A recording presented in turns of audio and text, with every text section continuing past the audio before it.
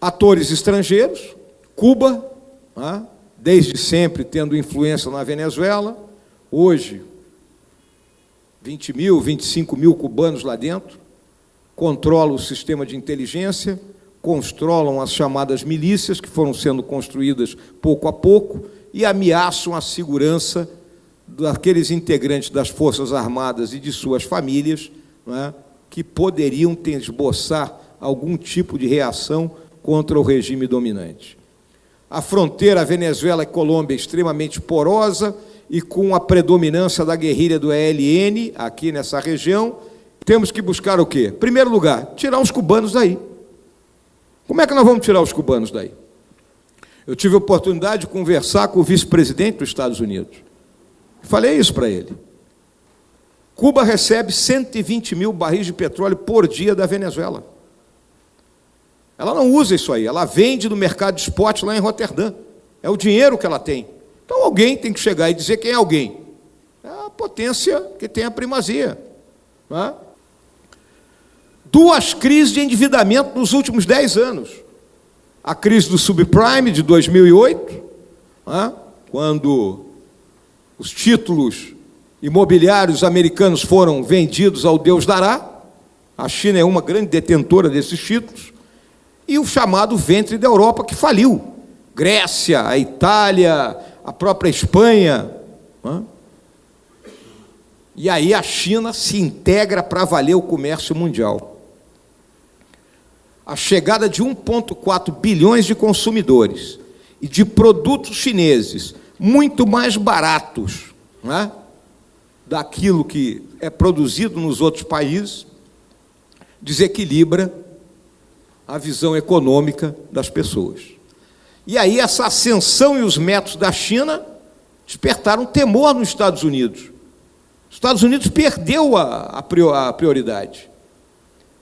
A visão prospectiva é que, até 2030, 50% do PIB mundial esteja na mão da China.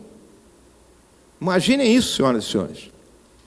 E aí se discute propriedade intelectual, os subsídios e, óbvio, em cima do 5G, a segurança nacional.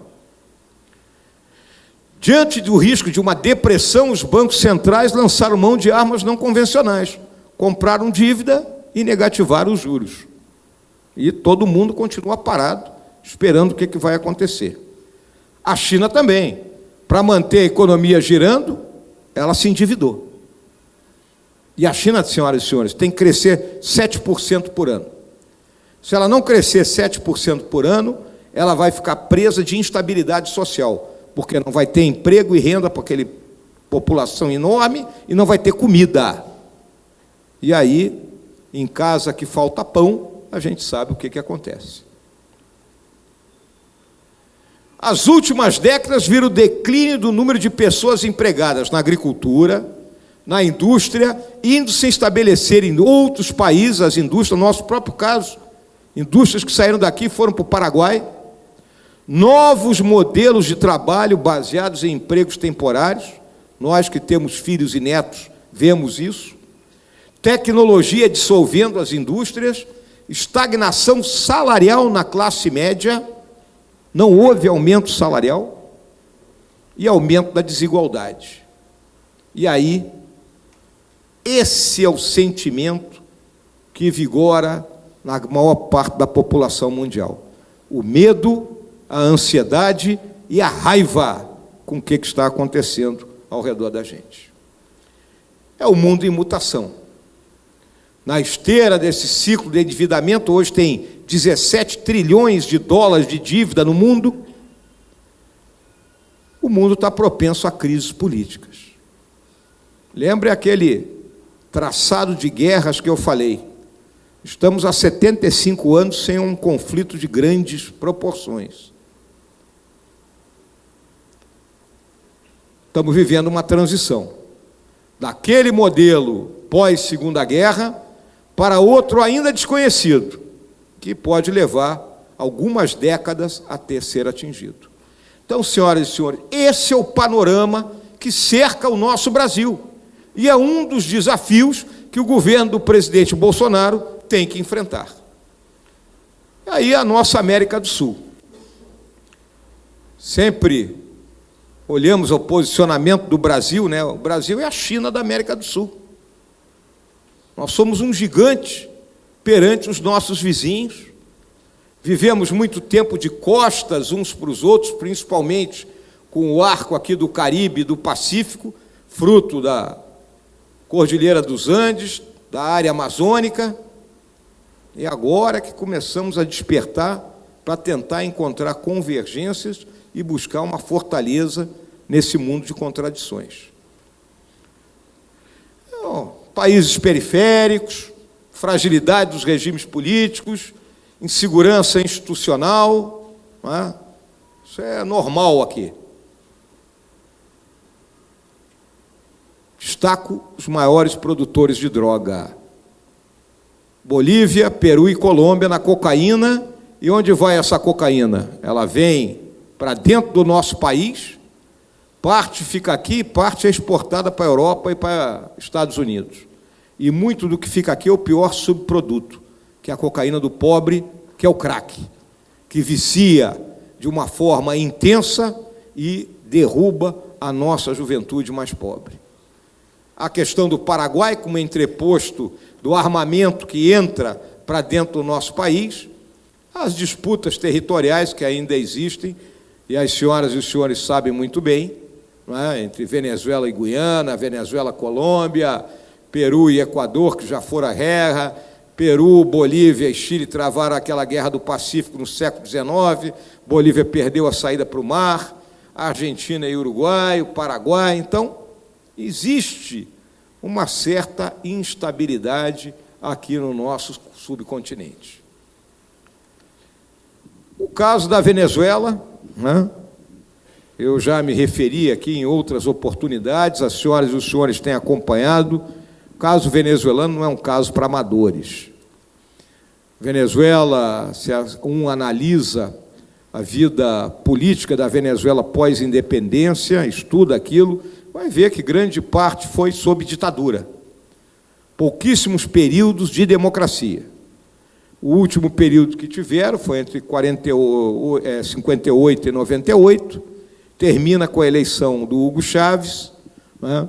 Hugo Chávez com um projeto de poder meio difuso, baseado em algumas ideias de um argentino chamado Norberto Cerezoli, que ele apresentou uma tríade chamado Exército, Caudilho e Povo, o Exército ou Força Armada como espinha dorsal, o caudilho, e todos nós conhecemos muito bem qual é o papel do caudilho na nossa América Latina, e o povo sendo subvencionado pelos recursos do petróleo que eram abundantes naquele país. A economia é derrubada, até se nós olharmos, não é? Durante algum tempo, todos aqueles que estudaram o movimento comunista internacional vão lembrar de um dos ideólogos, que era o Boris Ponomaryov. O Boris Ponomaryov, ali na década de 60, não é? A visão dele competia com aquilo que é o gramscismo. E um dos fatores importantes para a conquista do poder de um país era a derrubada da economia dentro do sistema capitalista. Foi o que aconteceu dentro da Venezuela. Né? Atores estrangeiros, Cuba, né? Desde sempre tendo influência na Venezuela, hoje 20 mil, 25 mil cubanos lá dentro, controlam o sistema de inteligência, controlam as chamadas milícias, que foram sendo construídas pouco a pouco, e ameaçam a segurança daqueles integrantes das Forças Armadas e de suas famílias, não é, que poderiam esboçar algum tipo de reação contra o regime dominante. A fronteira Venezuela e Colômbia é extremamente porosa e com a predominância da guerrilha do ELN, aqui nessa região, e aqui no departamento do Amazonas, da guerrilha das Farc, aqueles que não resolveram aderir ao acordo de paz. Essa área aqui do departamento de Amazonas é área de mineração ilegal, é garimpo, é rica em ouro, assim como a área parte da área da Grande Sabana, aqui junto do Brasil. O Brasil só não recebe mais refugiados venezuelanos porque a distância entre a nossa fronteira aqui em Roraima e a região do Orinoco é em torno de 600 quilômetros. É aqui a região do Orinoco, é onde está o ecúmeno estatal venezuelano. O departamento do Amazonas é selva, um grande vazio. Solução. Qual é a solução da Venezuela? A solução da Venezuela é a pressão política, diplomática, econômica, que vem sendo feita pelo Concerto das Nações. Em algum momento, começou a se aventar, não, haverá uma solução militar para a Venezuela. Senhoras e senhores, sem condições de solução militar a partir do nosso território. Nós sabemos disso. Observe o problema logístico de uma invasão a partir do Brasil na direção da Venezuela. 600 quilômetros até chegar aos objetivos principais. Quantas manobras logísticas nisso aí? Dá um tema de ECM da melhor qualidade, né, Jean Rui? Então, é inviável isso aí, e fora daquilo que nós pensamos, de não intervenção nos assuntos internos de outro país. Essa é a realidade. Então, temos que buscar o quê? Em primeiro lugar, tirar os cubanos daí. Como é que nós vamos tirar os cubanos daí? Eu tive a oportunidade de conversar com o vice-presidente dos Estados Unidos. Falei isso para ele. Cuba recebe 120 mil barris de petróleo por dia da Venezuela. Ela não usa isso aí, ela vende no mercado de spot lá em Roterdã. É o dinheiro que ela tem. Então alguém tem que chegar e dizer quem é alguém. É a potência que tem a primazia. Dizer, olha, tu vai continuar a receber teus 120 mil barris, mas tira teu povo daí, leva todo mundo de volta para a ilha. E dialogar com a Rússia, que é o outro grande ator que está aqui dentro. A Rússia está aqui espetando os Estados Unidos, porque a OTAN está no leste europeu.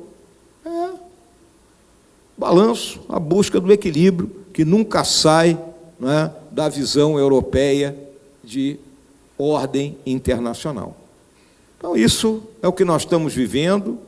Temos uma operação tocada pelo general Pazuello, muito bem tocada, exemplo para o resto do mundo, aqui dentro de Roraima, buscando acolher esses venezuelanos que estão fugindo para o Brasil. Quem foge para cá, foge em menor número, exatamente pela razão que eu disse para os senhores.